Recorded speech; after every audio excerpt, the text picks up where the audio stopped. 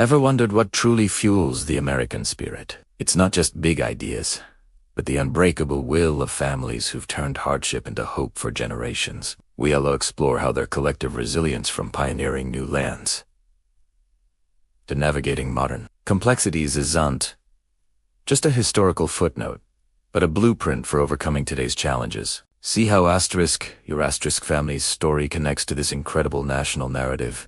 Before nations are built, before laws are written, before history gives events their names, there is the family. Across centuries of change through migration, hardship, war, and renewal, families have adapted quietly, shaping the world not through declarations, but through daily life. This is not a story of leaders or battles. It is a story of kitchens and living rooms, of shared meals, difficult choices, and endurance passed from one generation to the next. Tonight, we walk through 16 chapters of family life, not as a timeline, but as a living thread, tracing how ordinary households carried resilience forward, long before society learned to name it. Settle in. Let the noise fade, and let this story unfold slowly. History is often told in loud moments. It is told through speeches delivered from high balconies, through signatures placed at the bottom of official papers, through battles that thunder across fields and oceans. These moments matter. They shape borders, laws, and headlines. But beneath them, quieter forces have always been at work, forces that rarely appear in textbooks, yet endure long after the applause fades. This story begins there, not in the halls of power, but in ordinary homes, in kitchens where meals were stretched to feed one more mouth, in fields where families worked land they did not yet fully understand, in small rooms lit by firelight, where decisions were made not for glory, but for survival. These were the places where the American story was lived long before it was ever written. From the very beginning, families formed the nation's most reliable foundation. Governments rose and fell, economies expanded and collapsed. But families adjusted. They always adjusted. When circumstances changed, families changed with them quietly, steadily, often without recognition. This resilience was not heroic in the traditional sense. It did not arrive with banners or songs. It arrived in the form of patience, repetition, and endurance. It was the decision to wake up early and try again, to teach children skills that might no longer be useful tomorrow, yet were essential today, to carry forward traditions while learning when to let them go. Long before the word American existed, family units across the land practiced adaptation as a daily discipline. Indigenous families understood seasonal movement, cooperation, and balance with the natural world. Survival depended on observation, memory, and collective responsibility. Knowledge was passed not through institutions, but through storytelling, imitation, and ritual. Later, as settlers arrived from distant shores, they brought their own family-centered ways of life. These families faced unfamiliar climates, unknown landscapes, and constant uncertainty. There were no guarantees. Crops failed. Illness spread quickly. Yet families reorganized themselves to meet each challenge. Roles shifted.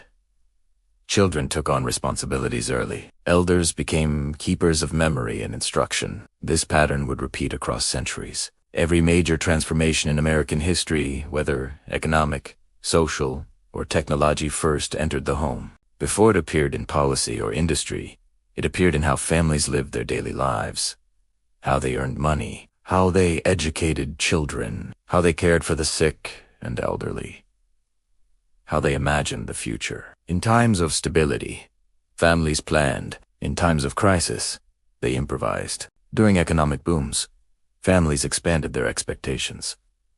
Education became a goal rather than a luxury. Mobility became possible. Dreams stretched outward. But when prosperity faded, families contracted, again focusing on essentials, redistributing labor, and leaning inward for support. This inward strength is easy to overlook because it leaves few monuments. There are no statues to commemorate a mother who learned a budget during hard times, or a father who changed trades to keep food on the table. There are no plaques honoring children who learned resilience simply by watching their parents endure. Yet these quiet adjustments shaped the nation as surely as any law or war. The idea of reinvention, so often associated with America, did not originate in ambition alone. It originated in necessity.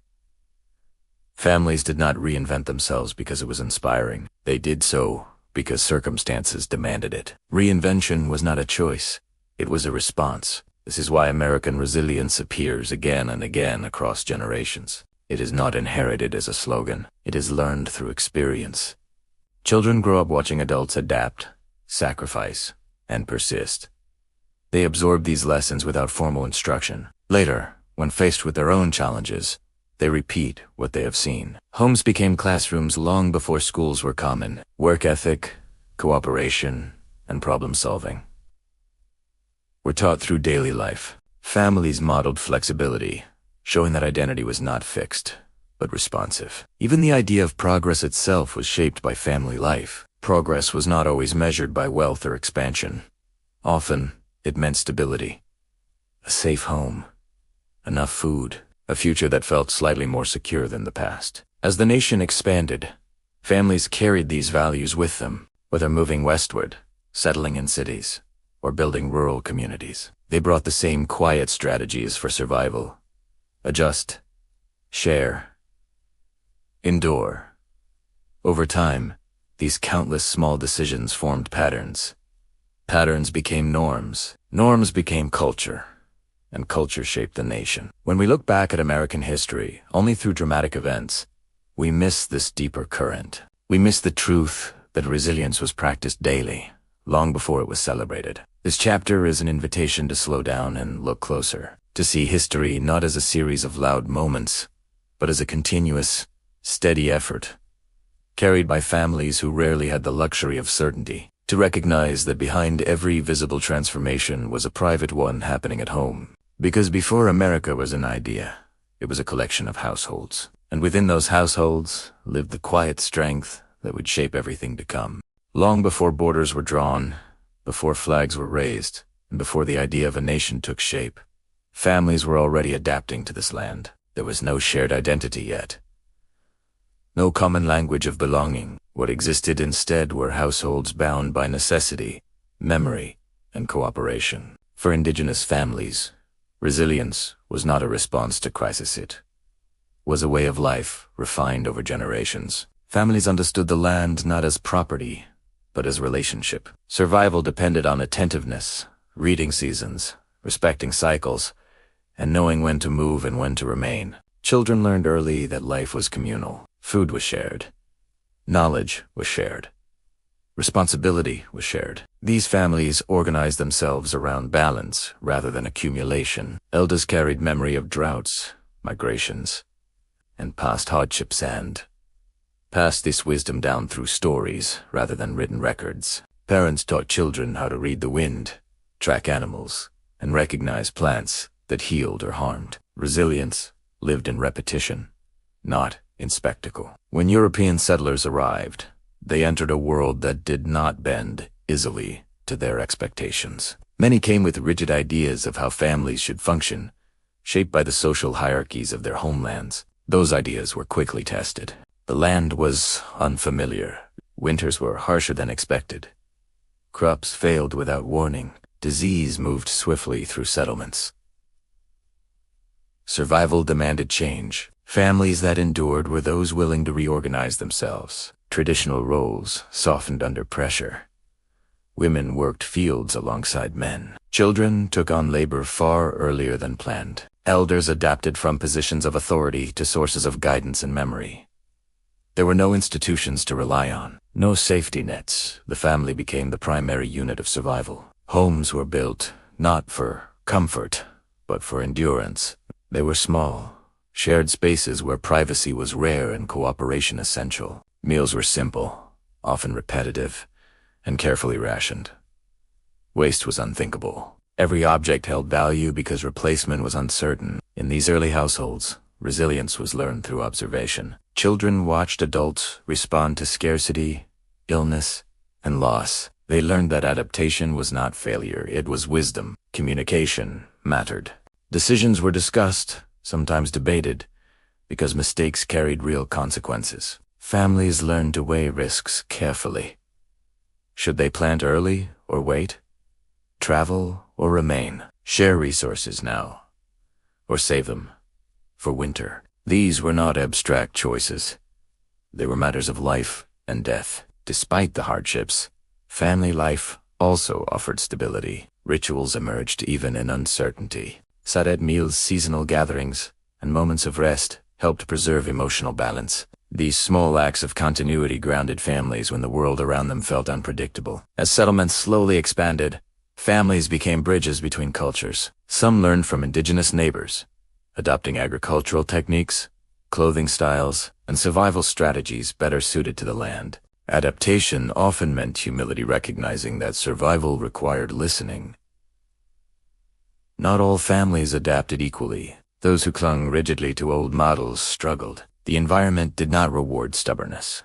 It rewarded flexibility. Over time, patterns formed. Families that survived passed down lessons shaped by hardship, respect for labor, caution toward excess, and reliance on kin. These lessons became embedded in daily life. What is striking about this era is how invisible these efforts were. There were no records praising a family for surviving another winter. No recognition for quietly reorganizing household labor to meet new demands. Yet these acts accumulated. They created a culture of endurance. By the time the idea of a unified nation began to emerge, resilience was already deeply rooted. It had been practiced for generations by families who never imagined they were laying the foundation for something larger. This early resilience was not romantic. It was practical, often exhausting, and deeply human. It involved fear as much as hope, loss as much as perseverance. Families learned that certainty was rare, but adaptation was always possible. That lesson would echo forward, shaping every chapter that followed. Before America had a name, families had already learned how to survive uncertainty together, and in doing so, they quietly prepared the ground for everything that would come next. Movement has always demanded reinvention. But for pioneer families, movement was not an abstract idea, it was a daily condition of life. Long before towns stabilized and borders felt permanent, families packed their lives into wagons, boats, and bundles, knowing that what lay ahead was uncertain and that what lay behind could not always be reclaimed. The decision to move rarely came easily. It was discussed quietly, often over many evenings. Land had grown scarce. Work had become unreliable. Inherited systems favored the few, leaving younger generations with limited prospects. For families, staying put carried its own risks. Moving offered no guarantees, only possibility. Once the decision was made, reinvention began immediately. Families sorted through possessions with care. What could be carried forward? What had to be left behind? Space was limited, and each object represented a choice. Tools mattered more than decoration. Practical clothing replaced sentimental excess. Family heirlooms were chosen carefully, not for beauty, but for meaning. These decisions were emotional as much as practical. Leaving familiar landscapes meant leaving memory behind graves of relatives. Houses shaped by years of labor, neighbors who had once offered help. Children sensed this loss even when it was not spoken. Parents tried to frame the journey as opportunity, though uncertainty lingered beneath their words. The journey itself reshaped family life. Travel was slow and exhausting. Days were structured around survival, finding water, repairing wagons, tending animals, and protecting supplies. Children were no longer shielded from responsibility. They worked alongside adults, learning through necessity rather than instruction. Illness and injury were constant threats. Without nearby help, families relied on one another. Caregiving became collective. Decisions were shared. Trust deepened, because it had to. At night, families gathered close. Stories were told to preserve familiarity. Parents spoke of the future with measured hope, careful not to promise more than could be delivered. Sleep came lightly, shaped by unfamiliar sounds and shifting landscapes. Arrival did not bring immediate relief. The land rarely matched expectations. Soil was stubborn, water sources unreliable, weather patterns unfamiliar. Families realized quickly that old methods would not always work. Reinvention continued. Homes were built quickly and imperfectly. Dugouts, cabins, and temporary shelters provided protection, not comfort. Privacy was minimal. Cooperation was constant. Every member of the household contributed. Daily routines formed around experimentation. Crops were planted and failed. Shelter designs were adjusted. Families learned to observe carefully wind direction, soil quality, seasonal shifts. Knowledge accumulated slowly through error and persistence. Women's roles expanded dramatically. Beyond domestic labor, many worked fields, managed supplies, and made decisions during emergencies. Their authority grew not through declaration, but through action. Survival required competence, regardless of tradition. Children learned adaptability as a fundamental skill. Education, when available, was irregular. Learning happened through work, observation, and shared experience. Skills mattered more than theory. Failure was common. Some families moved again, forced to abandon settlements that could not sustain them. Each attempt carried lessons forward. What did not work was remembered. What did was refined. These repeated reinventions shaped family identity. Stability was no longer assumed. It was constructed deliberately through patience and cooperation. Isolation weighed heavily. Extended family networks were often far away. Familial community structures were absent. Conflict did not disappear. Fatigue and stress tested patience. Disagreements arose over risk, labor, and direction. Families learned to resolve tension quickly, understanding that division threatened survival. Despite hardship, families preserved meaning. Traditions adapted. Holidays were simplified. Celebrations were quiet but intentional. These moments reinforced continuity, reminding families of who they were even as circumstances changed. Storytelling became essential. Parents spoke of where they had come from and why they had moved. These stories anchored children in a broader narrative, connecting past and future. As settlements grew, families formed new communities. Neighboring households exchanged labor, tools, and knowledge. Cooperation extended beyond blood ties. Survival encouraged trust. Social hierarchy flattened. Previous status mattered little. Contribution defined worth. Reliability became currency. Over time, patterns emerged. Families who endured shared common traits: flexibility, cooperation, and willingness to revise expectations. What these pioneers created was not merely settlement, but mindset. They learned that identity could evolve, that roles were adaptable, that failure was not final. These lessons were absorbed deeply, becoming part of family memory. Children raised in these conditions carried forward a sense of possibility shaped by effort rather than promise. They understood that stability was earned repeatedly. These pioneer families rarely thought of themselves as shaping a nation. Their focus was immediate: food, shelter, safety. Yet, their choices accumulated. They demonstrated that reinvention was not extraordinary. It was practical. Long after wagons disappeared and settlements stabilized, the habits formed during this era endured. Families continued to approach change with the same tools: observation, cooperation, persistence. Reinvention became expectation, not because change was desired, but because it was familiar. In this way, pioneer families shaped more than land. They shaped an enduring approach to uncertainty, one carried quietly from generation to generation, ready to be used whenever stability once again felt fragile. And as the nation grew, this mindset traveled with it, embedded not in policy, but in households accustomed to rebuilding life again and again. For many families, reinvention did not begin on open land or distant frontiers. It began at the edge of the sea, in the final hours before departure, when familiar streets disappeared behind them and the future narrowed to a single decision: to leave, knowing return might never be possible. The choice to migrate was rarely simple. Families waited quietly, often over years. Some fled hunger, others persecution, rigid social systems, or shrinking opportunity. What united them was the understanding that remaining meant stagnation, and leaving meant uncertainty. Reinvention began long before the journey itself. The voyage tested families immediately. Ships were crowded, loud, and unforgiving. Privacy disappeared. Sickness spread quickly. Days blended together, marked by waiting rather than progress. Parents struggled to maintain routine for children, creating order where none existed. Meals became sparse. Sleep was irregular. Families relied on one another deeply. Comfort was shared through touch, whispered reassurance, and familiar stories told repeatedly to steady nerves. Parents masked fear, even as they felt it intensely. Arrival did not bring relief. Ports were chaotic. Languages collided. Officials questioned families who already felt exposed.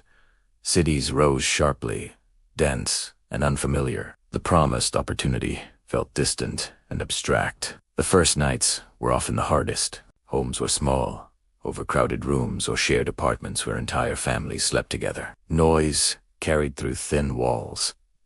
Streets were unfamiliar and intimidating. Families adjusted quickly, learning to remain alert while preserving normalcy for children. Work became the immediate priority. Parents accepted any employment available, regardless of skill or status once held.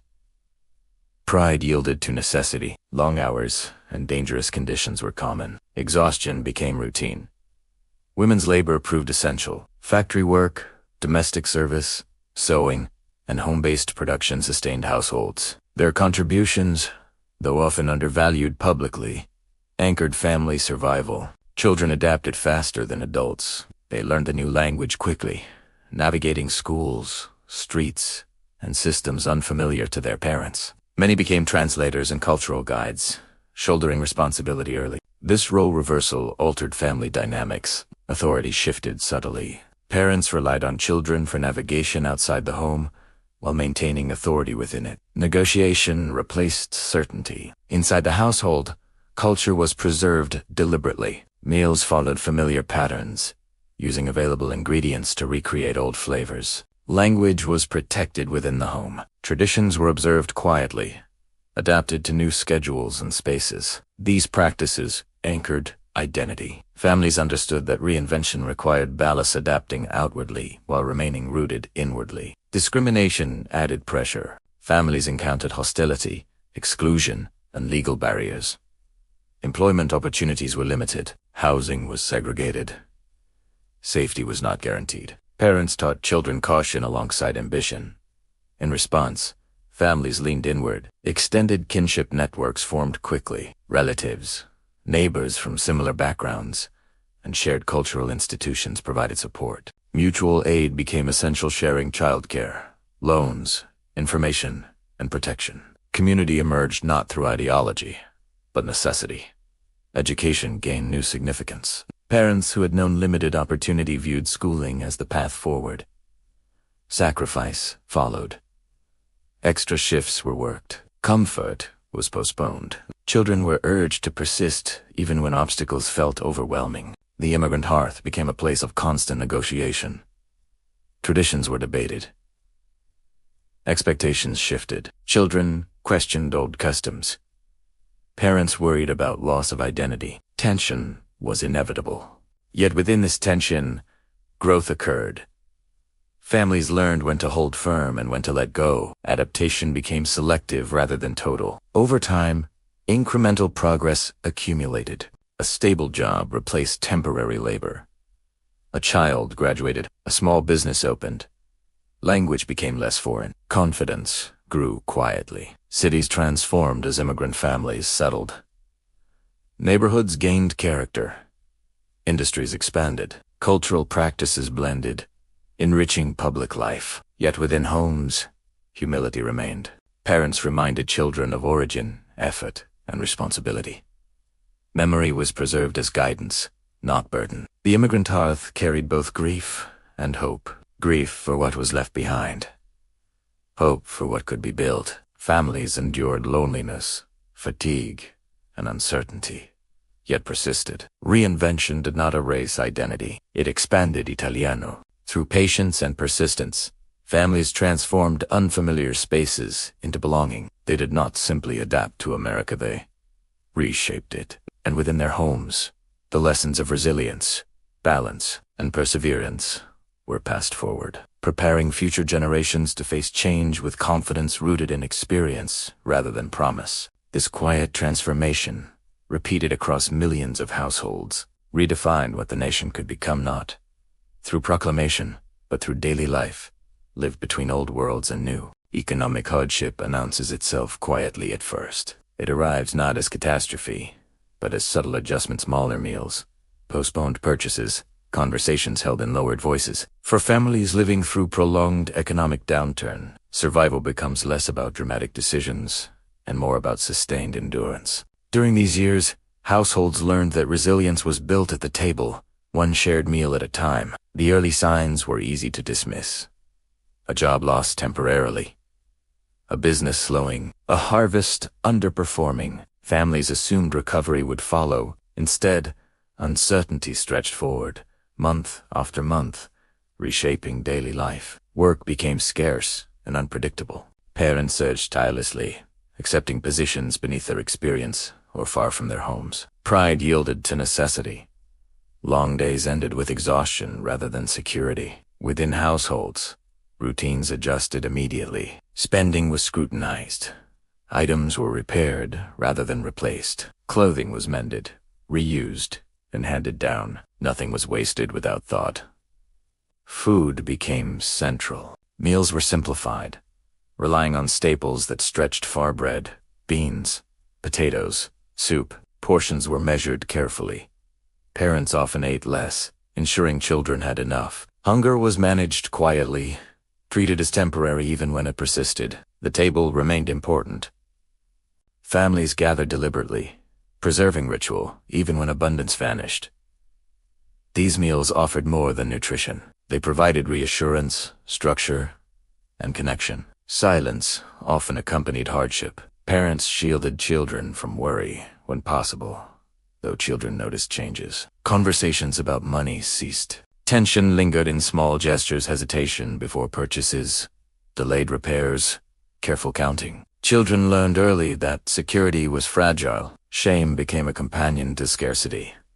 Families avoided attention, reluctant to admit struggle. Assistance, when accepted, was taken discreetly. Dignity mattered deeply. Community support filled gaps left by institutions. Neighbors shared food, tools, and labor. Churches and local organizations offered relief. Mutual aid replaced formal systems. Families learned to give and receive simultaneously, understanding that everyone was vulnerable. Women's labor expanded once more. Home production intensified sewing, preserving food, taking in laundry or borders. Emotional labor increased as well, maintaining morale amid fatigue. Children contributed where possible. They worked small jobs, assisted neighbors, and reduced demands. Childhood shortened subtly, shaped by necessity. Education remained valued, though resources were limited. Parents encouraged persistence, viewing learning as an investment beyond immediate hardship. Adaptation bred innovation. Families found creative ways to stretch resources: shared housing, communal meals, cooperative work. Knowledge circulated informally, strengthening collective survival. The experience reshaped values. Excess lost its appeal. Thrift became virtue. Preparation replaced indulgence. Families who endured carried these habits forward long after conditions improved. Psychological impact lingered. Even as prosperity returned, many retained cautious behaviors, saving compulsively, avoiding debt, prioritizing security. These habits influenced future generations. Children raised during hardship internalized lessons deeply. They learned gratitude, restraint, and empathy. They also carried anxiety, shaped by early exposure to instability. Families learned that resilience required cooperation. Individual success mattered less than collective survival. Decisions were evaluated by their impact on the whole. Despite strain, families preserved joy where possible. Celebrations continued modestly. Music, storytelling, and humor offered relief. These moments reinforced humanity amid scarcity. Hardship clarified priorities. Relationships mattered more than possessions. Time together became currency.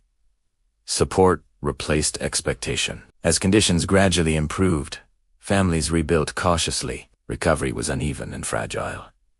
Confidence returned slowly. The shared experience forged lasting bonds. Families emerged altered, carrying memory as guidance. This era demonstrated that survival was not solely economic, it was relational. Families who endured hardship together developed strength rooted in cooperation, discipline, and care. These lessons would surface again in future crises, quietly informing decisions and shaping responses. Hard times passed, but the shared table remained a symbol of endurance, proof that even in scarcity, families could sustain one another through presence, patience, and quiet resolve. War rarely announces itself first on the battlefield. For families, it arrives quietly through headlines, read at the breakfast table, radio voices filling the living room, letters delivered by unfamiliar hands. Long before gunfire is heard, war reshapes domestic life, pressing itself into routines, conversations, and expectations. At first, life continues, almost normally. Families follow news cautiously, hoping distance will protect them. Conflict feels abstract, happening elsewhere, but gradually, its presence grows unavoidable. Recruitment notices appear. Friends leave.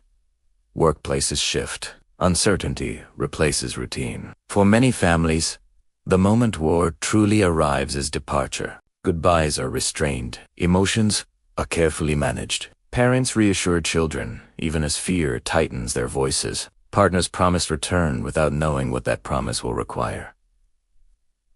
Homes change immediately. Absence becomes the most noticeable feature.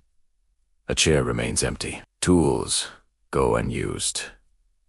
Responsibilities redistribute quickly. Mothers, grandparents, and older children step into roles once held by those who have left. Women carry immense weight during these years. They manage households alone, often while working outside the home.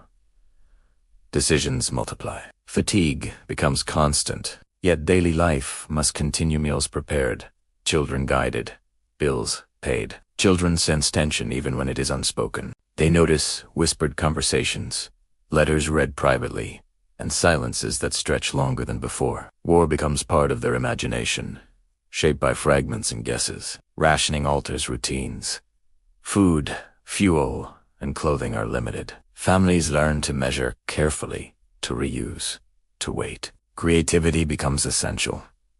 Recipes are adjusted. Repairs, replace, replacement. Nothing is wasted casually. These constraints become lessons. Children learn discipline and patience through necessity rather than instruction. Communication with those away is sporadic. Letters arrive unpredictably, becoming treasured objects. Families gather to read them together or protect them carefully. Words are analyzed for reassurance. Absences between letters are heavy with worry. Parents struggle to balance honesty and protection. Too much truth feels cruel. Too little feels dishonest. Most choose careful optimism. Communities draw closer. Neighbors share news, resources, and support. Informal networks form to assist those managing alone. Collective responsibility. Public narratives emphasize unity and sacrifice. Inside homes, sacrifice feels deeply personal. Loss becomes unavoidable. Some families receive news that changes everything. Grief enters quietly, often without ceremony. Families absorb loss privately, maintaining routine because there is no alternative. Children experience grief differently. Some ask questions, others withdraw. Parents guide, without always understanding. The war reshapes expectations of adulthood. Children grow accustomed to responsibility early. They assist with work, care for siblings, and manage emotional labor beyond their years. Childhood narrows under necessity. Despite hardship, families preserve meaning. Traditions continue adapted to constraints. Holidays are simpler. Celebrations are quieter. These rituals offer stability amid disruption. Faith, whether religious or personal, provides structure. Families seek comfort in belief, routine, and shared purpose. As war drags on, endurance replaces urgency. The initial shock fades into prolonged adaptation. Families develop new rhythms that accommodate absence and uncertainty. Survival becomes normalized. When war finally ends, relief is mixed with apprehension. Return does not guarantee restoration. Those who come home are changed physically, emotionally, quietly. Families must renegotiate relationships, shaped by separation and trauma. Homes that adapted independently must now readjust again. Some changes persist. Roles remain altered. Expectations shift. Silence surrounds experiences difficult to share. Families learn that survival during war requires flexibility not only during absence, but during reunion. Memory lingers. Even years later, habits formed during wartime endure: careful saving, preparedness, emotional restraint. Stories are told selectively. Lessons remain implicit. War leaves marks not only on landscapes, but on households. Families carry these imprints forward, shaping future responses to uncertainty. They learn that strength lies not in heroics, but in endurance, in showing up daily, in maintaining care when conditions erode certainty. War at the doorstep reveals the quiet resilience of families, how they absorb shock, adapt roles, and preserve humanity amid disruption. These lessons do not fade. They become part of family memory, guiding future generations when stability once again feels uncertain, reminding them that survival is built first at home. The end of war is often imagined as a moment of release, a return to normal, a restoration of what was interrupted. For families, the reality is quieter and far more complicated. When those who left finally return, they do not step back into the lives they once knew. They come home changed, and so does the home itself. Reunion begins with anticipation. Families prepare carefully. Homes are cleaned. Favorite meals are planned.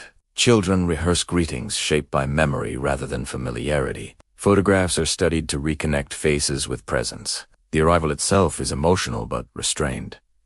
Joy is real, yet it carries hesitation. Families sense immediately that something has shifted, even if they cannot name it. Absence has altered everyone. Those who remained have developed routines that no longer require the missing person. Responsibilities were redistributed, authority adjusted, independence expanded. Life continued because it had to. Those who return often expect to resume former roles. They assume continuity. Instead, they encounter households that have adapted without them. This mismatch creates tension. Returned family members may feel unnecessary or displaced. Their absence, once unavoidable, now feels personal. Meanwhile, those who managed alone may struggle to relinquish control or share authority again. Children feel this tension acutely. They have grown accustomed to independence or surrogate authority figures. The returning parent feels both familiar and unfamiliar. Respect must be renegotiated. Emotional distance complicates reunion further. Many who return carry experiences they cannot easily share. Silence becomes protective. Families sense pain without understanding its shape. Parents struggle to explain change to children who only know fragments. Spouses navigate intimacy altered by separation and trauma. Communication becomes careful. Families learn to read subtle cues: tone, withdrawal, sudden anger. Arguments arise over small matters that conceal deeper conflict. Society encourages celebration and normalcy. Families feel pressure to appear restored. Inside homes, adjustment is ongoing. Gender roles shift once more. Women who managed households independently often struggle with the return of traditional expectations. Their competence, proven through necessity, does not disappear quietly. Negotiation replaces assumption. Some families succeed through patience and honesty. Others endure prolonged tension, learning slowly how to coexist in new configurations. Work and identity complicate matters. Returned individuals face difficulty reintegrating professionally. Skills learned during war may not translate easily. Confidence it old as frustration enters domestic space. Children observe these struggles, absorbing lessons about resilience and vulnerability. Memory plays a complicated role. Families remember absence differently. Those who stayed recall hardship and responsibility. Those who left recall danger and loss. These memories rarely align. Yet families persist. They establish new routines that accommodate change. Traditions are modified. Roles are redistributed with intention rather than default. Support networks remain essential. Communities provide spaces for shared understanding. Families learn they are not alone in this adjustment. Over time, silence softens. Some stories emerge gradually. Others remain unspoken. Families accept that understanding does not require full disclosure. Children grow into adulthood carrying these lessons. They learn that return does not mean reversal. That change is permanent, but adaptation is possible. The war's end marks not restoration, but transformation. Families who endure this transition carry forward deeper awareness of fragility, resilience, and the cost of disruption. These households become quieter, more deliberate. They value stability while understanding its impact. Returning home, changed, is not failure. It is evidence of survival. Families learn to live with difference rather than erase it. They rebuild connections slowly, through shared time rather than shared memory. This chapter closes not with resolution, but with because families do not return to the past, they construct a future shaped by what was lost, learned, and endured. And in doing so, they demonstrate once again that adaptation begins at home, long before society recognizes it.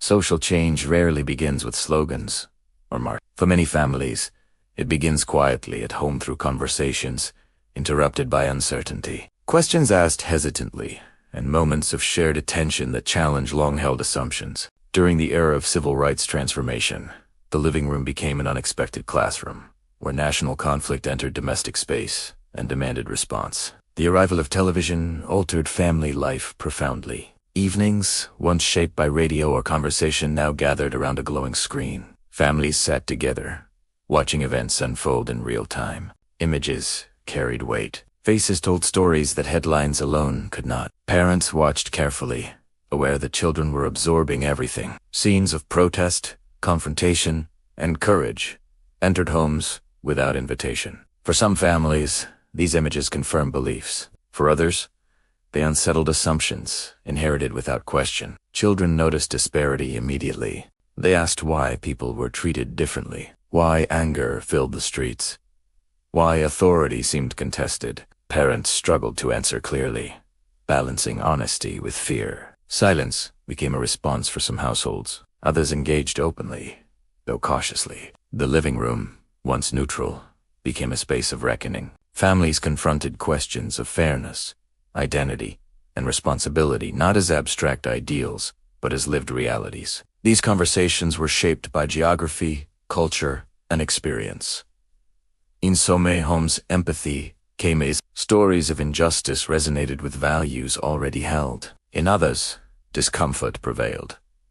Change threatened stability, raising fear of loss. Generational divides sharpened. Children, influenced by schools, peers, and media, often questioned traditions their parents accepted. Parents, shaped by different norms, hesitated. Authority was challenged, not through rebellion, but inquiry. Dinner tables extended into debates.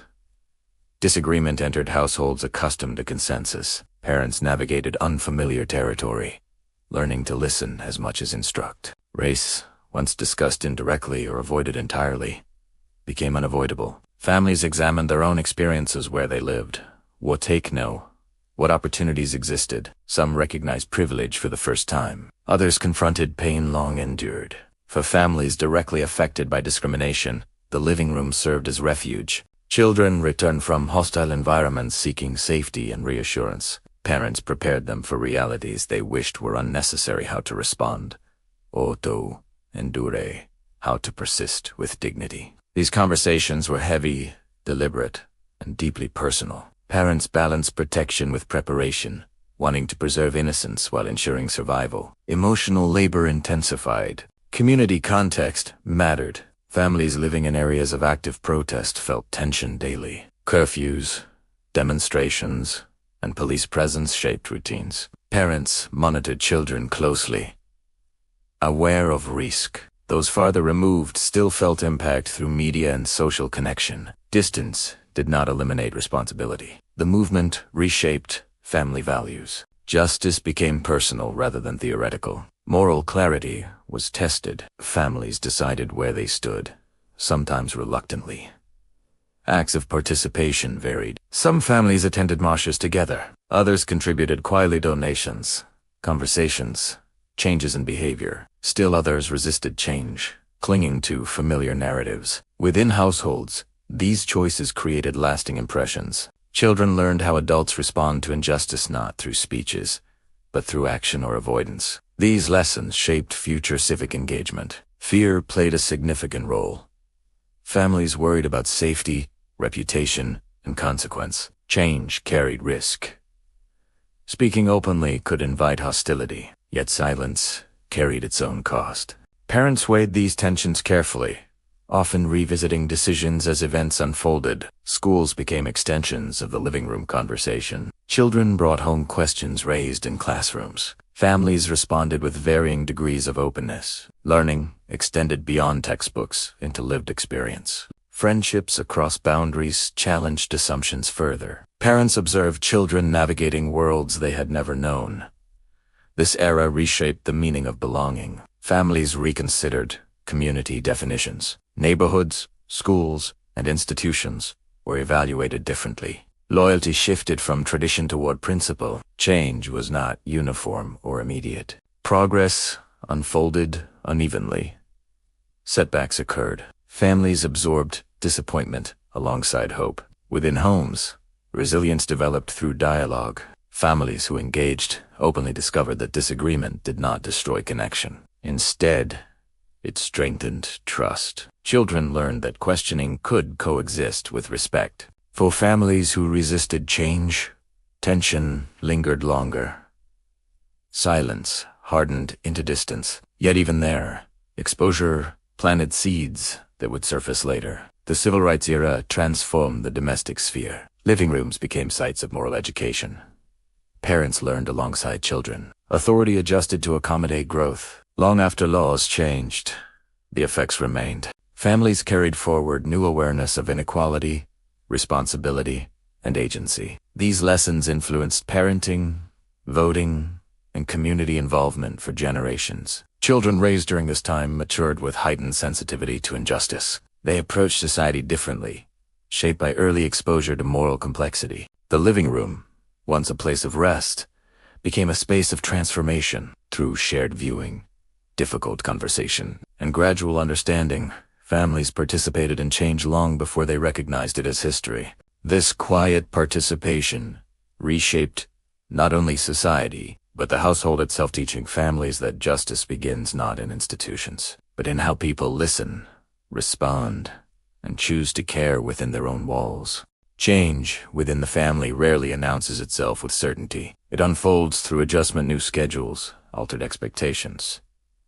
Conversations that begin cautiously and continue over years. As social and economic pressures reshaped society in the latter half of the 20th century, American households entered a period of quiet redefinition, learning to adapt without a clear model to follow. The traditional household structure, once treated as fixed, began to loosen.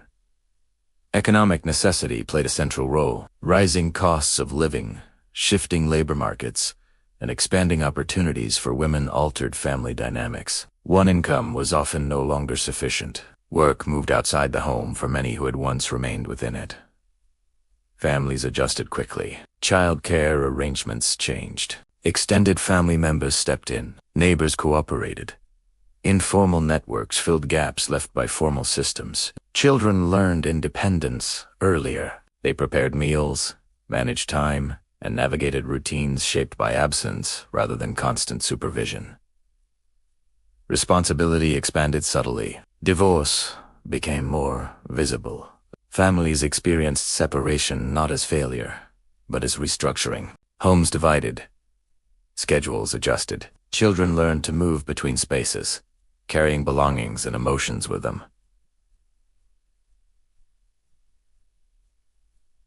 Parents worked to maintain stability amid change. Rituals were preserved, shared meals, holidays, routines to anchor children during transition. Emotional labor intensified. Adults navigated grief, guilt, and hope simultaneously. Children sensed complexity, even when explanations were simplified. Communication became critical. Single-parent households expanded. These families demonstrated resilience through efficiency and cooperation. Roles overlapped. Children contributed more directly. Support networks became essential. Multi-generational living returned, not as tradition, but practicality. Grandparents assisted with childcare. Adult children supported aging parents. Space was shared. Privacy was negotiated. These arrangements required compromise, yet they offered stability and continuity. Gender roles evolved further. Domestic labor was renegotiated. Expectations shifted. Families experimented with balance, often imperfectly. Conversations replaced assumption. Workplace demands shaped home life. Irregular hours, commuting, and job instability required flexibility. Families adjusted routines continually. Predictability diminished. Education and parenting philosophies adapted. Families emphasized emotional intelligence, communication, and adaptability. Authority softened. Dialogue replaced command. Children raised in these environments developed nuanced understanding of cooperation and negotiation. Technology entered the household decisively. Televisions multiplied. Telephones became constant. Computers arrived gradually. Communication accelerated. Privacy boundaries shifted. Families created rules. Experimentally screen time, access, supervision learning through experience rather than guidance. These adjustments redefined connection. Families maintained closeness despite fragmented schedules. Quality time replaced quantity. Intentionality mattered. Despite diversity of structure, core functions remained. Care, support, and identity persisted across configurations. Families discovered that structure mattered less than relationship. Cultural narratives lagged behind reality. Public discourse often clung to outdated models. Families navigated tension between expectation and experience. Yet households continued adapting, prioritizing function over form. Children carried these lessons forward. They approached adulthood with broader definitions of family. Flexibility felt normal.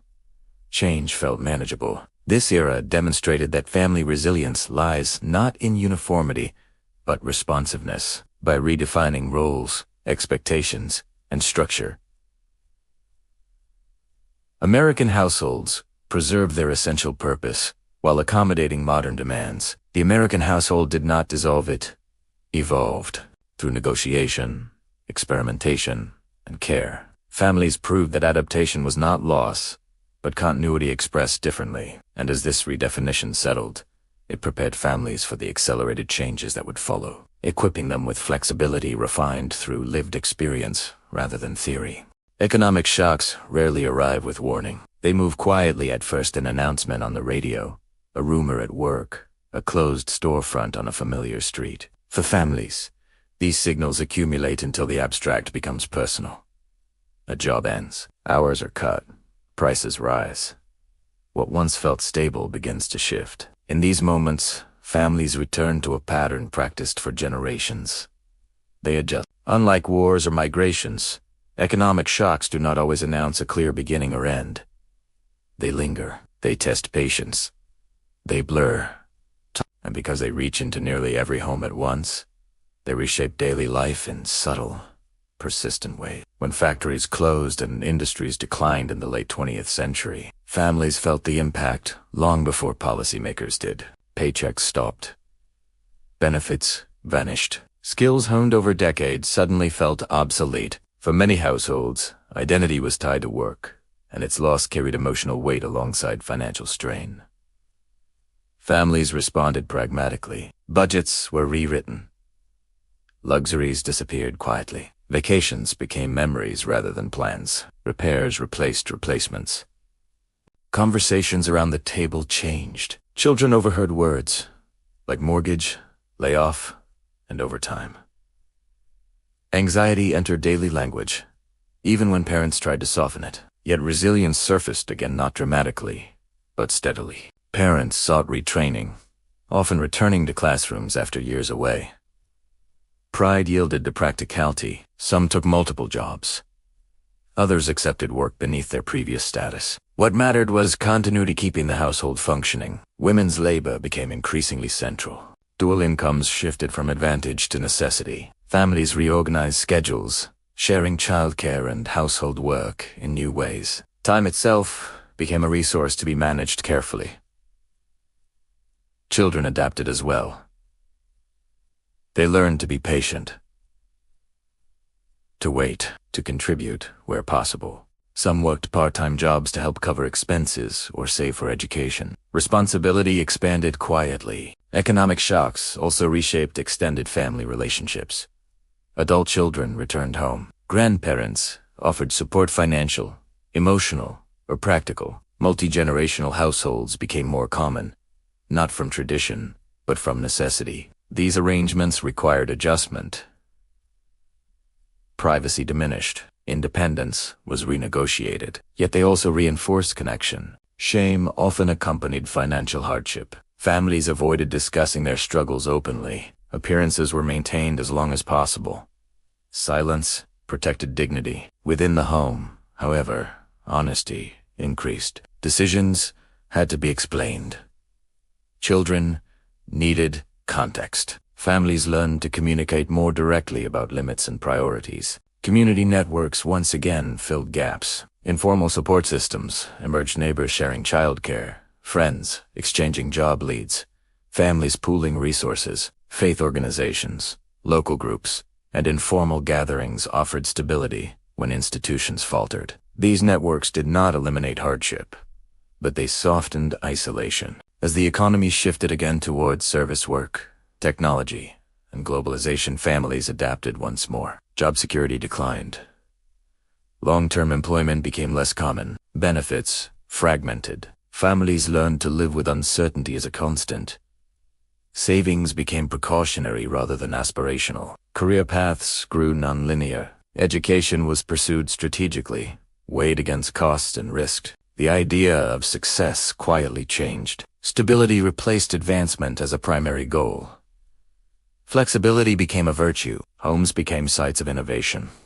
Side businesses formed. Freelance work emerged. Families experimented, learning through trial and error. Technology played a role, offering new opportunities while blurring boundaries. Work entered the home. Time blurred between professional and personal life. Families negotiated space and attention carefully. Despite stress, creativity emerged. Families discovered new ways to cooperate. Skills were shared. Responsibilities rotated. Children raised during these periods learned important lessons. They learned that progress was not guaranteed, that security required effort, that adaptability mattered more than certainty. They also learned empathy. They saw adults struggle without giving up. They witnessed courage expressed through persistence rather than bravado. Economic shocks revealed inequalities as well. Not all families faced hardship equally. Some weathered storms with savings and support. Others faced cascading crises. These disparities shaped awareness. Families confronted questions of fairness and opportunity. Values evolved. What remained consistent was the household's role as the first responder to crisis. Before assistance arrived, if it arrived at all families, they recalibrated expectations. They protected one another emotionally. They prioritized togetherness when external stability failed. Over time, recovery came unevenly. Some families rebuilt quickly. Others carried scars longer. Yet even in recovery, lessons remained. Caution lingered. Preparedness became instinctive.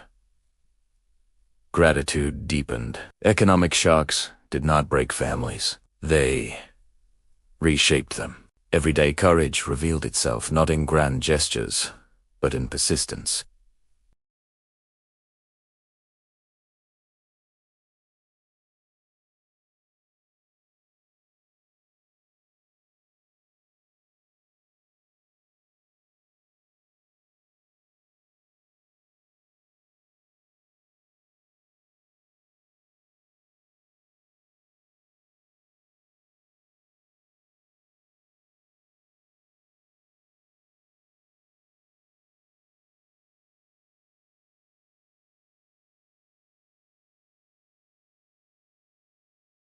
Change does not always arrive as disruption. Sometimes it slips quietly into daily life.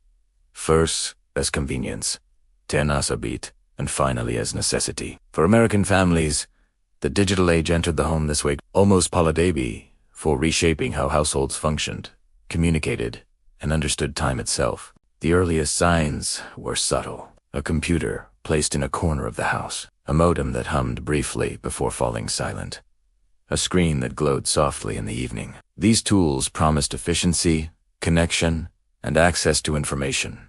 But few families anticipated how deeply they would alter domestic life. At first, technology felt optional. Families shared a single device. Usage was scheduled.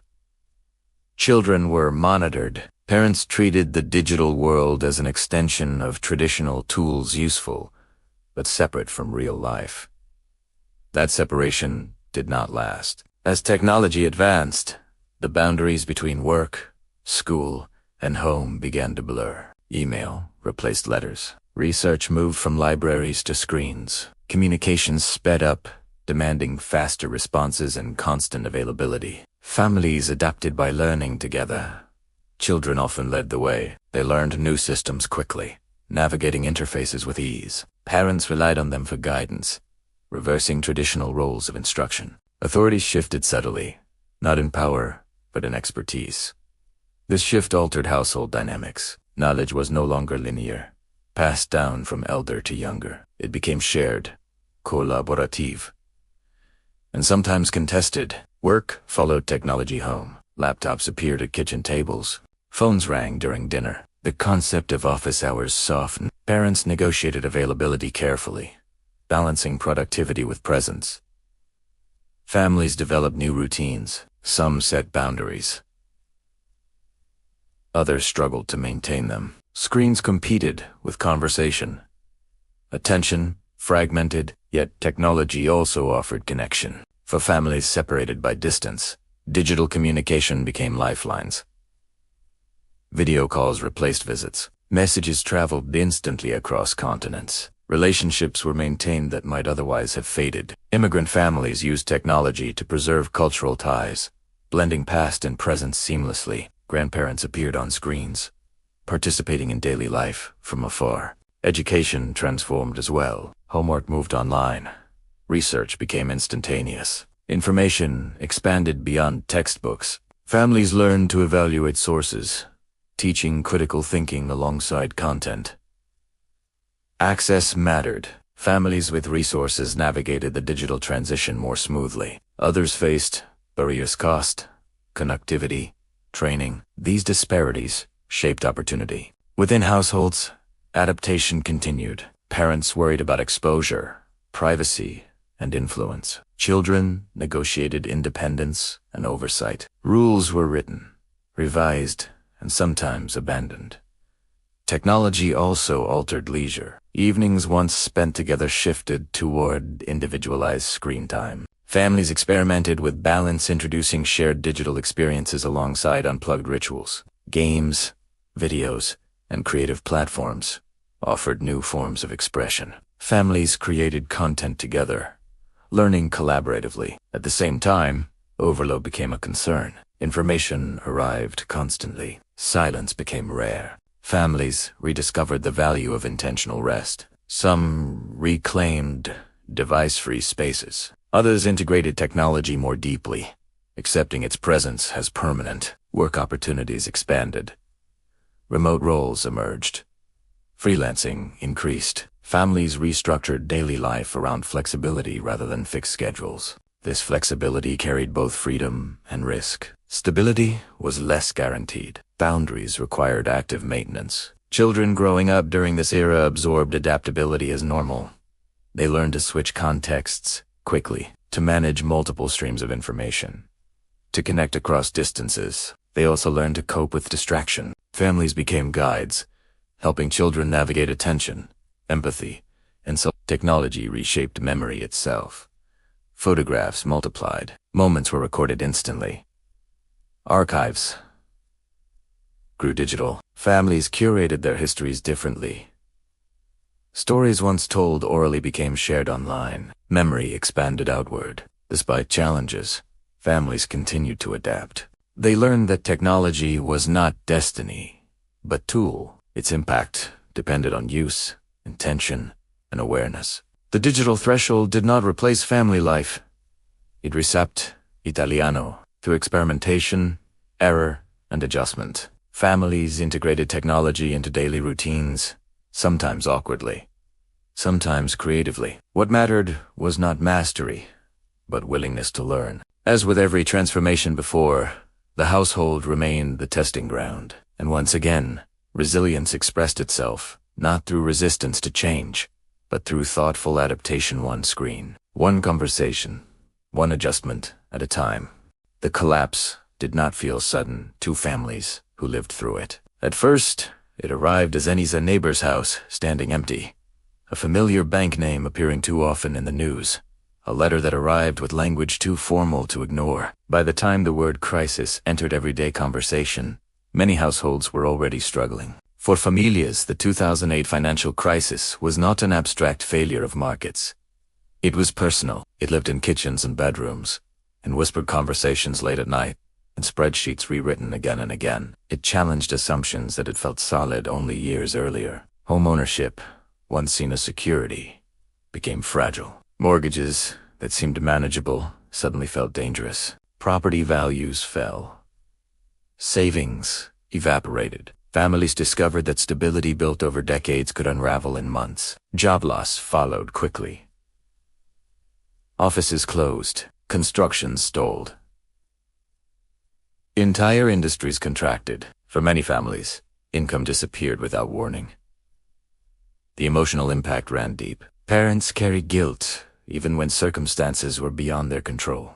They questioned decisions made in good faith, loans taken, investments trusted, advice followed. Shame often accompanied fear, making open discussion difficult. Yet inside homes, honesty became unavoidable. Children sensed tension immediately. They noticed changes in routine, canceled plans, and altered moods. Parents struggled to explain uncertainty without transferring anxiety. Once again, families turned inward. Budgets tightened. Non-essential spending vanished. Families revisited habits, learned generations earlier repairing rather than replacing. Cooking at home, prioritizing needs over wants. Meals regained importance. Eating together offered stability when finances felt unpredictable. Conversation returned, sometimes heavy, sometimes hopeful. Extended families regrouped. Adult children returned home. Grandparents offered financial or childcare support. Households expanded out of necessity, requiring adjustment and patience. These arrangements were not always easy. Independence was delayed. Privacy diminished. Yet cooperation, soft hardship. Communities responded as well. Informal support networks formed. Friends shared leads, skills, and encouragement. Faith groups and local organizations filled gaps left by weakened institutions. For many families, the crisis reawakened caution passed down from earlier generations. Stories of the Great Depression resurfaced. Lessons once thought outdated regained relevance. Trust in systems declined. Families learned to diversify, to avoid over-reliance on single sources of income or credit. Risk was career paths shifted. Some returned to school. Others changed industries. Flexibility became essential. Children growing up during this period absorbed powerful lessons. They witnessed vulnerability firsthand. They learned that progress was not linear, and that security required vigilance. Education choices became strategic. Debt was weighed carefully. Expectations adjusted. Technology again played a role. Remote work opportunities softened some losses. Online platforms enabled side income. Families experimented cautiously. Despite hardship, creativity emerged. Families rediscovered skills: gardening, repair, home production that had faded during more prosperous times. Self-reliance grew. Emotionally, resilience deepened. Families learned to communicate more openly about money, fear, and uncertainty. These conversations, though uncomfortable, built trust. Not all families recovered equally. Inequality widened. Some rebuilt quickly. Others carried lasting damage. Yet even among those who struggled, endurance remained. The crisis reshaped long-term values. Stability replaced ambition. Saving became instinctive. Debt inspired caution rather than confidence. Families carried these lessons forward. Years later, even as recovery arrived, habits remained. Financial decisions were made with memory in mind. The 2008 crisis did not create resilience, it reminded families how to practice it. It revealed the household once again as the front line of adaptation. Where systems failed, but cooperation endured. In kitchens, at shared tables, and through careful planning, families rebuilt not perfectly, but persistently, and in doing so, they prepared themselves for an uncertain future, carrying forward lessons learned the hard way, that security must be earned repeatedly, that trust must be measured, and that resilience lives not in institutions, but in people who face uncertainty together.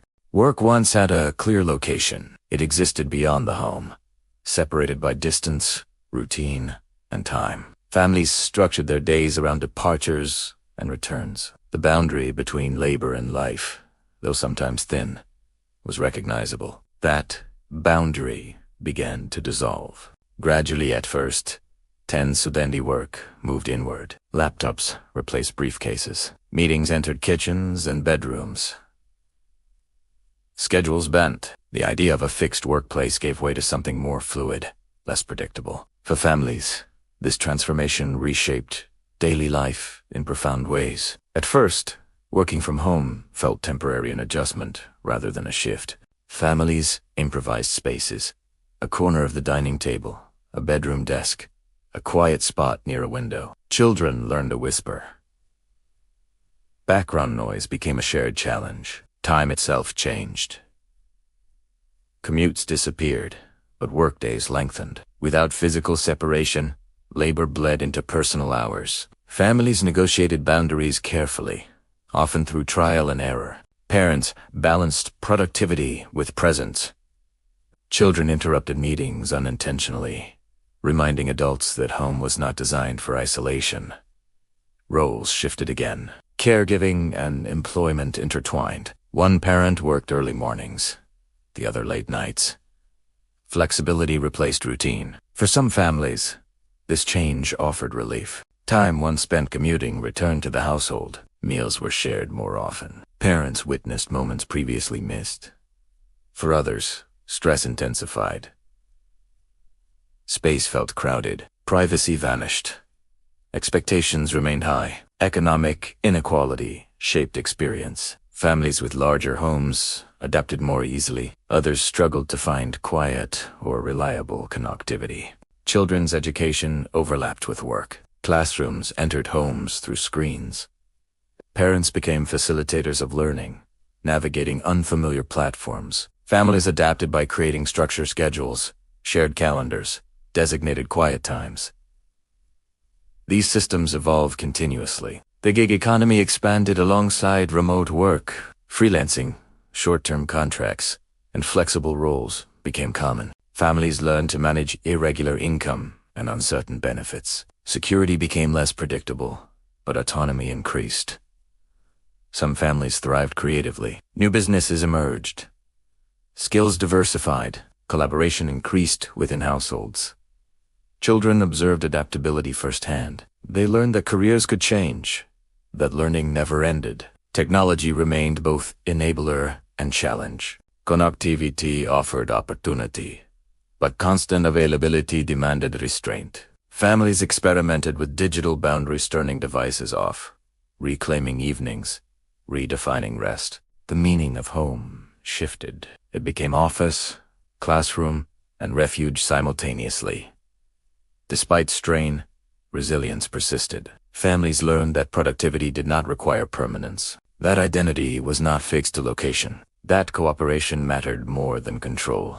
This era reinforced a familiar lesson.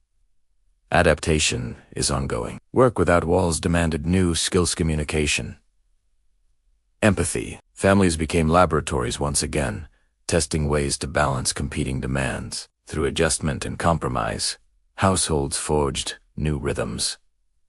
What endured was not efficiency, but connection. In learning to work without walls, families learned once more how to live with chance. Resilience is rarely taught directly. It is not delivered as a lecture, nor written neatly into instruction manuals. Instead, it is absorbed slowly, through observation, repetition, and memory. Within families, resilience passes quietly from one generation to the next, shaped by experience rather than intention. Children learn first by watching. They notice how adults respond to difficulty, whether frustration turns to blame or to problem solving, whether fear is hidden or acknowledged.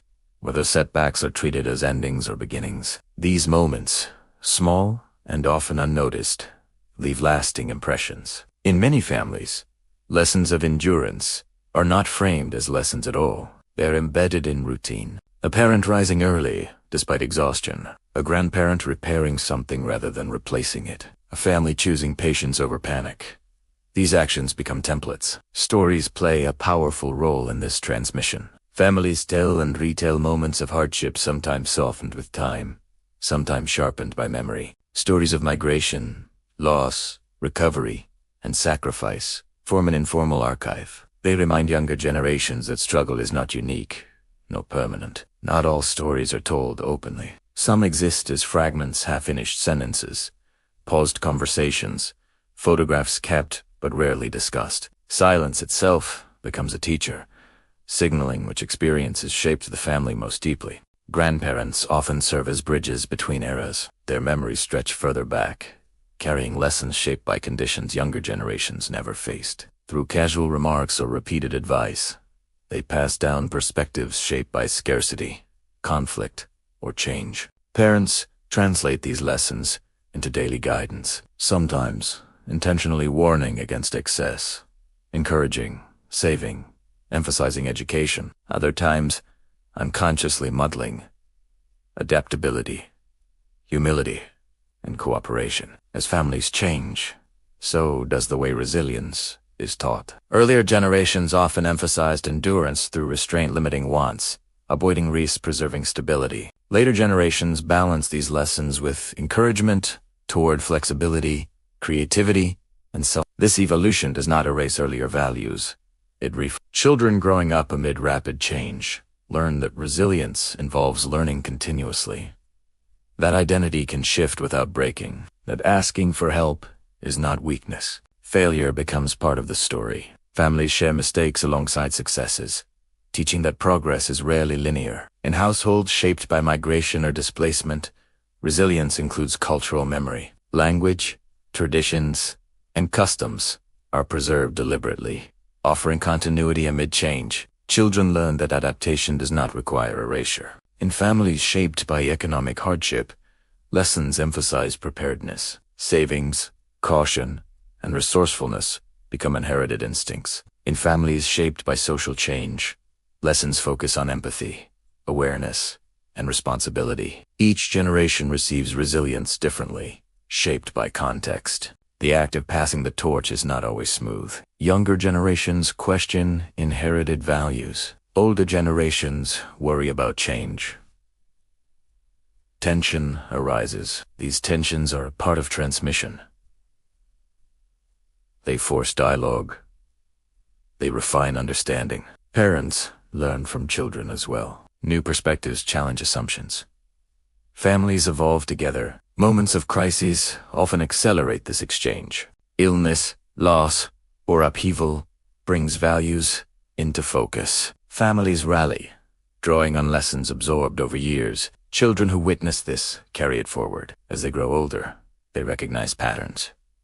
They remember how stability was restored, how decisions were made, how care was expressed. Later, when they face their own challenges, these memories resurface not as instructions, but as instincts. Resilience reveals itself in choices: to persist, to adapt, to protect connection. The torch does not burn unchanged. Each generation reshapes it, adjusting its light to new conditions. What remains constant is the act of passing an unbroken chain of experience linking past to future. Through this quiet inheritance, families ensure continuity. Even as circumstances shift dramatically, the core lesson endures. Hardship can be faced, change can be survived, and identity can evolve without loss. In this way, resilience lives not in monuments or institutions, but in habits practiced daily, passed gently from hand to hand, generation to generation. Long before change becomes visible in institutions, markets, or laws, it is tested quietly inside the home. Families have always served as small laboratories where new ways of living are tried, adjusted, and either adopted or abandoned. What works survives. What fails is revised. Through this process, households shape society, long before society recognizes the shift. This role is rarely acknowledged, yet it is constant. When conditions change economically, technologically, or culturally, families are the first to respond. They do not wait for permission or policy. They act because daily life demands it. In doing so, they experiment with new rhythms, roles, and values. These experiments are not formal. They emerge organically. A parent changes work hours to accommodate childcare. A household rearranges space to serve multiple purposes. Responsibilities are redistributed. Decisions, once assumed, are reconsidered. Each adjustment is small on its own. Together, they form patterns. Over time, these patterns spread. What begins as a private solution becomes a shared norm. Neighborhoods reflect it. Communities adopt it. Eventually, institutions respond. In this way, families quietly lead change rather than follow it. Consider how caregiving has evolved. As life expectancy increased and medical needs grew more complex, families adapted by sharing care across generations. Adult children supported aging parents. Grandparents assisted with childcare. Multi-generational households re-emerged, not as tradition, but as practical response.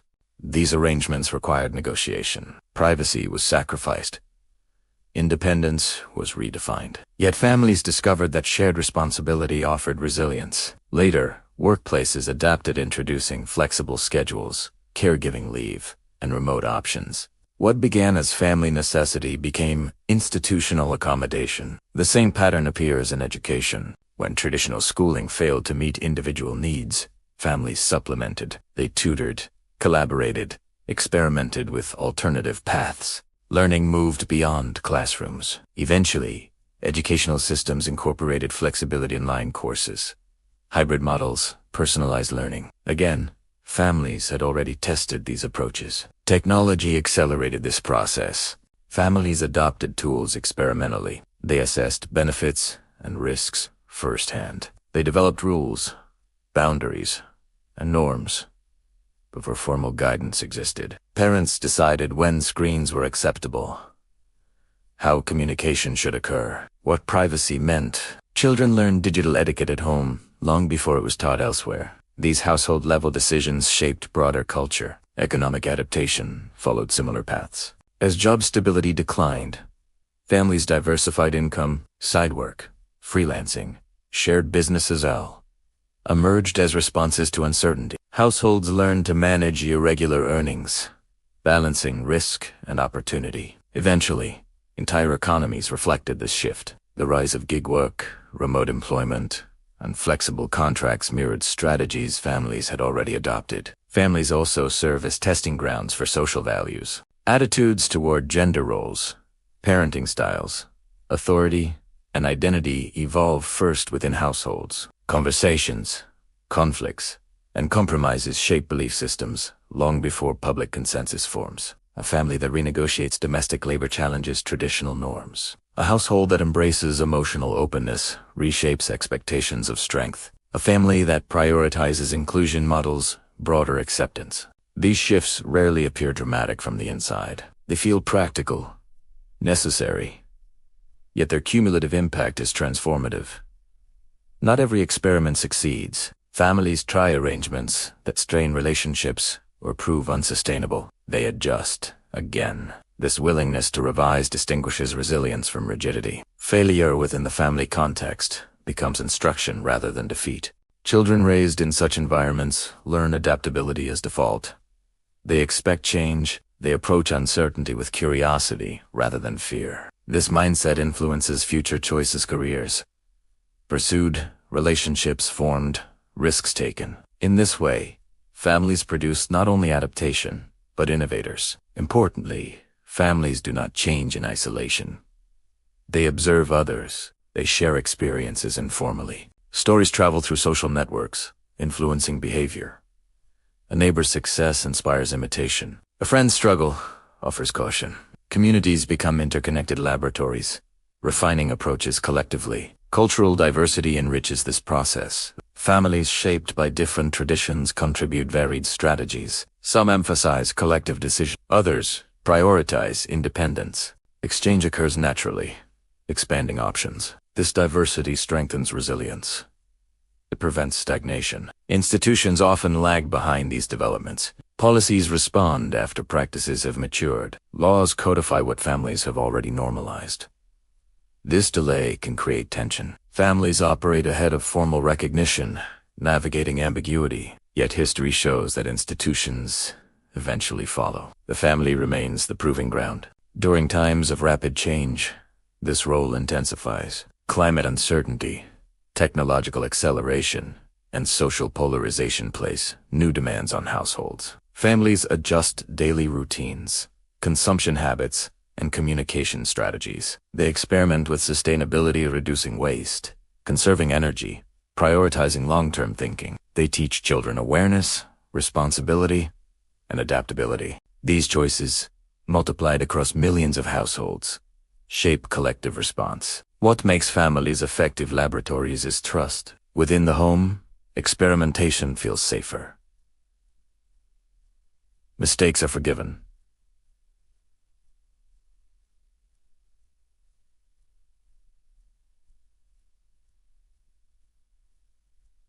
Learning is shared. Support cushions failure. This environment fosters innovation that would be risky elsewhere.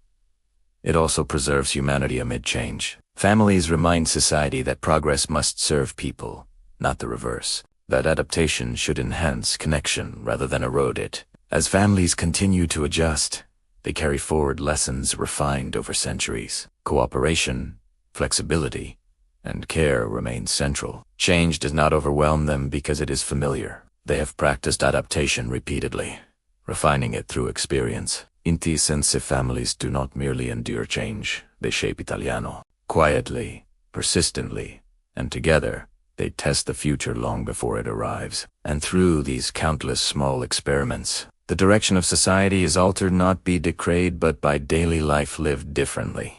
The future rarely arrives all at once. It unfolds unevenly, shaped by decisions made long before outcomes are visible. For families, the future is not an abstract horizon. It is a daily responsibility, built quietly through choices that accumulate over time. Every generation believes it stands at a turning point. In many ways, this is true. Circumstances change, challenges evolve. Yet, beneath these shifts, families continue a familiar practice, preparing for what comes next without knowing exactly what that will be. Today's families face uncertainty on multiple fronts. Climate instability alters routines and expectations. Technological acceleration reshapes work, education, and communication. Social divisions test empathy and cooperation. Economic volatility challenges long-term planning. None of this is entirely new. What is new is the speed and scale at which change occurs. Information moves instantly. Decisions feel more consequential. The margin for error appears thinner. Families respond as they always have by adjusting first at home. Parents teach children awareness early. Conversations about sustainability, responsibility, and adaptability enter daily life. Habits form around conservation, moderation, and foresight. Homes become places where future-minded thinking is practiced, not preached. Technology, once novel, now feels inseparable from daily function. Families navigate its benefits and risks carefully, recognizing that tools shape behavior. Boundaries are set, revised, and sometimes renegotiated. Children learn digital literacy alongside emotional intelligence. Families teach discernment, how to question information, protect attention, and maintain empathy in virtual spaces. Work continues to evolve. Careers no longer follow predictable arcs. Families prepare children for flexibility rather than permanence.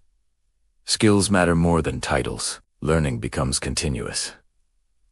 Education adapts accordingly. Families support curiosity, creativity, and resilience rather than narrow success metrics. They emphasize problem-solving over memorization. Economic uncertainty reinforces long-held lessons. Saving, cooperation, and preparedness regain importance. Families plan cautiously, aware that stability must be renewed continually. Yet, hope persists. Families continue to invest in the future, not blindly, but deliberately. They nurture relationships, knowing connection provides stability when systems falter. They prioritize health, physical, and emotional, recognizing its role in resilience. Care becomes proactive rather than reactive. Intergenerational relationships gain renewed value.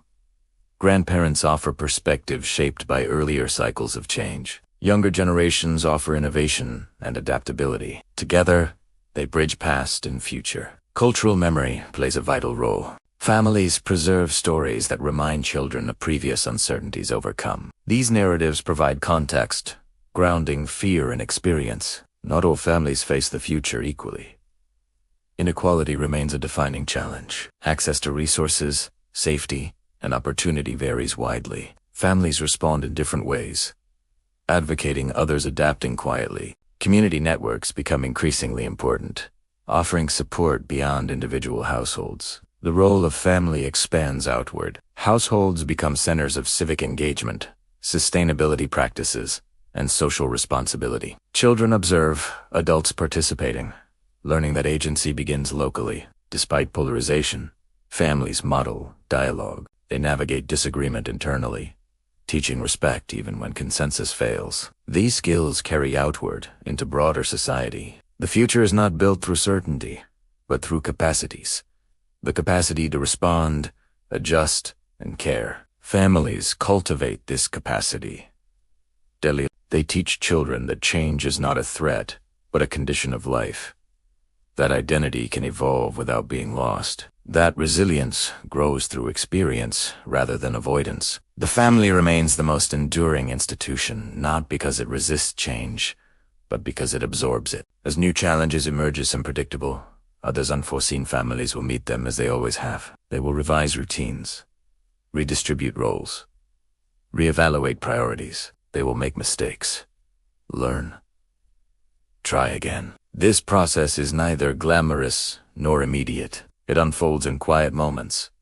Conversations before bedtime, decisions made at the kitchen table, habits reinforced through repetition. History will record outcomes, policies enacted, technologies developed, movements formed. But beneath these records will lie countless family decisions that made adaptation possible. The future, like the past, will be shaped not only by leaders and institutions, but by households responding to daily realities. In this sense, the future is already under construction. It is being built in ordinary homes by families who continue to practice the same essential skills that carried generations before them.